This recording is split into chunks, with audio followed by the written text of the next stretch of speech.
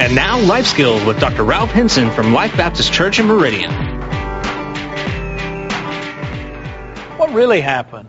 Last year, I served on the petit jury for the Lauderdale County. I was chairman of the jury. We heard a case about an accused dealer of crack cocaine. The case took 3 days, and in that we replayed in every possible way about what really happened. We heard expert testimony about sample of cocaine that was sold. We looked at it, heard about it, heard that it really was the cocaine that was sold last summer.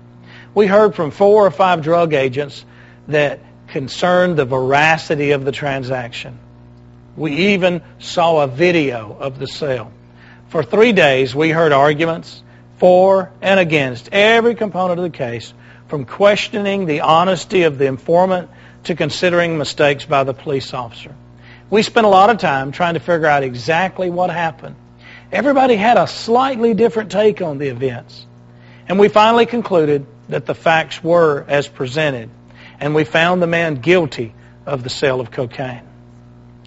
As I sat there, I thought about how much time, trouble, money, and effort went into one single event that had happened 6 or 7 months before that. The future of one man hangs in the balance, depending upon our decision.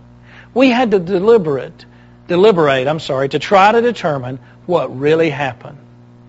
Unlike this event that changed one man's life, a singularly important event occurred that changes everyone's life in the world. Jesus died for you and me on the cross and then rose from the grave.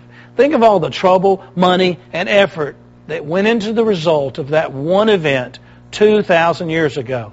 The future of the world hangs in the balance, depending upon our decision. What we decide to do with Jesus will determine our future. A lot of people argue about it and what slightly different takes on the events they can discover. I was amazed that some people wanted to find this man innocent, even with the video evidence right in front of us. In the same way, people want to argue that Jesus is not the only way of salvation and that we can live our own lives just as we choose and still go to heaven. But one day, we'll stand before the heavenly court where there will be no argument.